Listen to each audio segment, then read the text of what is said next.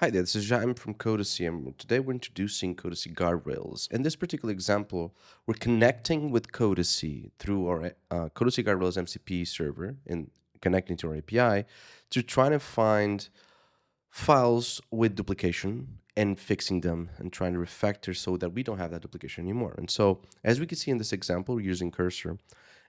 It's getting all the issues with all duplication, all the clones associated, and it's going to generate essentially abstractions so that duplication does not exist anymore. And so this is quite a useful way to actually fix and take action on the many issues that you can find with Codacy. After it's done and generated the fix, then Cursor will also call our local code analysis tool, Codacy CLI, and will scan all the fixes done, all the code generated for any insecurity, any vulnerabilities. So as you can see, this is an excellent way from end to end to correcting issues found originally with Codacy and commits and pull requests to then also scanning locally. Thank you.